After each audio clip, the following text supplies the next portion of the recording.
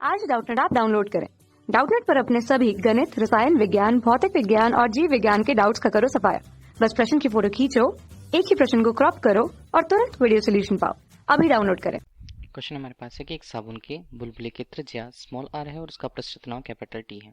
बुलबुले की त्रिज्या अगर दुगुनी कर दी जाए, जो पारंपरिक रूप से एक सामान्य सी त्रिज्या थी उसे अगर दुगुनी कर दिया जाए तो इसके लिए आवश्यक ऊर्जा का परिमाण कितना होगा, कितनी ऊर्जा आवश्यक होगी इसके लिए।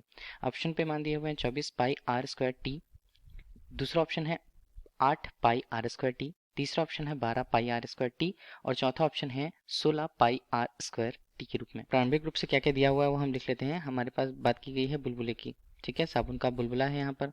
तो बुलबुले के लिए उसकी त्रिज्या को प्रारंभिक रूप से त्रिज्या को आर से प्रदर्शित किया गया है और उसके पृष्ठ तनाव को टी से दर्शाया गया है, ठीक। जहाँ इसे हम R1 के रूप में माने तो आर त्रिज्या को मानते हैं, ठीक है। दूसरी स्थिति पर त्रिज्या R2 हमें कितनी करनी है, उसे दोगुना करना है, तो 2R यहाँ पर हो गया, ठीक है। ये हमें परिवर्तन करना। पहली बात करेंगे मतलब आरंभिक रूप से। तो आरंभिक रूप से अगर हम कहें, आरंभिक रूप से जो साबुन का बुलबुला है उसे बनाने के लिए जो आवश्यक ऊर्जा, आरंभिक रूप से साबुन के बुलबुले के लिए आवश्यक ऊर्जा का मान कितना होता है, ये होता है E1।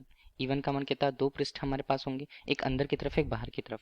इसके अलावा पृष्ठीय जो क्षेत्रफल होगा वो होगा 4 पाई आर स्क्वायर के रूप में, ठीक है, और गुणा हमने कर दिया पृष्ठ तनाव का, ठीक। ये हो गया ऊर्जा, तो इसे E1 के रूप में हमने लिया तो ये हमारे पास बनता है 8 पाई आर स्क्वायर टी के रूप में, ठीक है।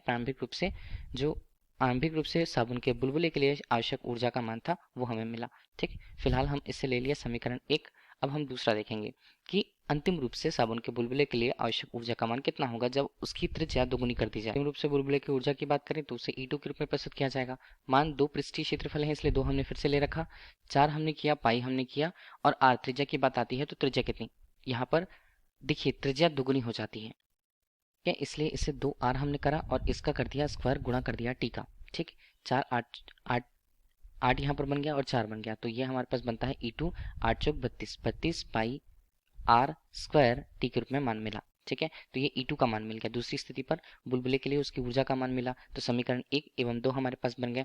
अब हम इसके अनुसार लिखें कि समीकरण 2 एवं 1 से कि जो अतिरिक्त ऊर्जा दी जाती है, तो अतिरिक्त ऊर्जा की हम बात करें तो अतिरिक्त ऊर्जा क्या होगी, ये होगी E2 ऋण E1, ठीक है। ये कितना हो जाता है, ये हो जाता है 32 पाई आर स्क्वायर टी ऋण 8 पाई आर स्क्वायर टी, ठीक है। तो यहाँ पर 8 हमने अगर कॉमन निकाला तो 8 पाई आर स्क्वायर टी हम कहते हैं। यहाँ पर क्या बच जाएगा, यहाँ पर बच जाएगा 4 ऋण 1 3, तो 8 या 24, तो ये कितना बन जाता है, ये बन जाता है 24 पाई आर स्क्वायर टी के रूप में, ठीक है। तो ये हमारे पास E2 ऋण E1 का मान हुआ। यही हमें क्या बता रहा है, यही हमें अतिरिक्त ऊर्जा के मान को बता रहा है, जितनी ऊर्जा हमें उस साबुन के बुलबुले को दी जानी चाहिए ताकि उसकी त्रिज्या दोगुनी हो जाए, 24 पाई आर स्क्वायर टी। कौन से ऑप्शन पे, ऑप्शन नंबर ए, तो ऑप्शन नंबर 1 क्वेश्चन का राइट आंसर। Thank you. कक्षा 6 से 12वीं से लेकर नीट, IIT, JEE वो एडवांस के लेवल तक 1 करोड़ से ज्यादा छात्रों का भरोसा। आज ही डाउनलोड करें डाउटनेट ऐप या व्हाट्सएप करें अपने सारे डाउट्स 8400 400 400 पर।